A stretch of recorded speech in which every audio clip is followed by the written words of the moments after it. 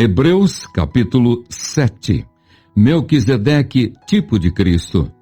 Porque este Melquisedeque, rei de Salém, sacerdote do Deus Altíssimo, que saiu ao encontro de Abraão quando voltava da matança dos reis e o abençoou, para o qual também Abraão separou o dízimo de tudo.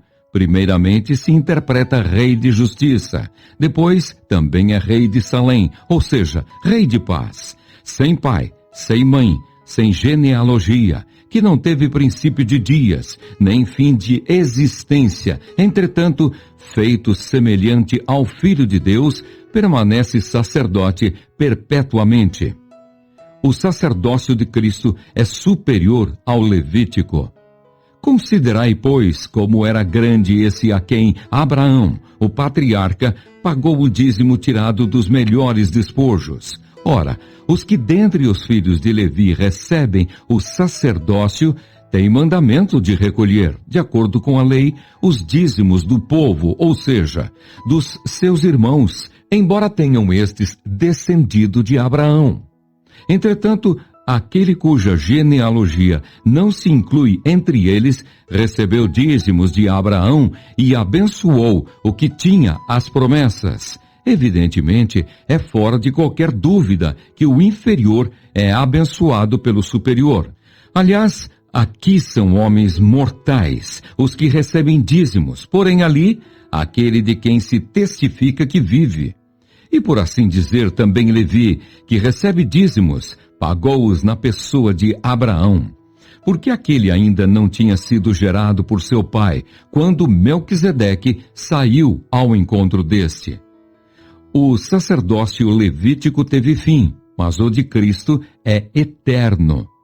Se, portanto, a perfeição houvera sido mediante o sacerdócio levítico, pois nele baseado o povo recebeu a lei, que necessidade haveria ainda de que se levantasse outro sacerdote segundo a ordem de Melquisedeque e que não fosse contado segundo a ordem de Arão?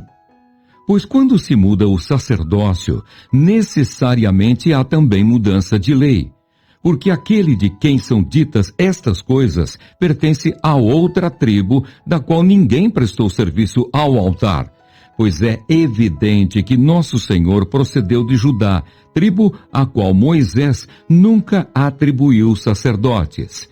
E isto é ainda muito mais evidente quando, à semelhança de Melquisedeque, se levanta outro sacerdote, constituído não conforme a lei de mandamento carnal, mas segundo o poder de vida indissolúvel, porquanto se testifica: Tu és sacerdote para sempre, segundo a ordem de Melquisedeque. Portanto, por um lado, se revoga a anterior ordenança por causa de sua fraqueza e inutilidade, pois a lei nunca aperfeiçoou coisa alguma. E por outro lado, se introduz esperança superior, pela qual nos chegamos a Deus. Cristo, sacerdote único e perfeito. E visto que não é sem prestar juramento, porque aqueles sem juramento são feitos sacerdotes, mas este com juramento por aquele que lhe disse: O Senhor jurou e não se arrependerá. Tu és sacerdote para sempre. Por isso mesmo Jesus se tem tornado fiador de superior aliança. Ora, aqueles são feitos sacerdotes em maior número, porque são impedidos pela morte de continuar. Este, no entanto, porque continua para sempre, tem o seu sacerdócio imutável.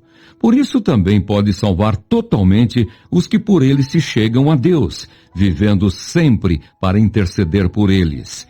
Com efeito, nos convinha um sumo sacerdote como este, santo, inculpável, sem mácula, separado dos pecadores e feito mais alto do que os céus, que não tem necessidade, como os sumos sacerdotes, de oferecer todos os dias sacrifícios, primeiro por seus próprios pecados, depois pelos do povo, porque fez isto uma vez por todas, quando a si mesmo se ofereceu.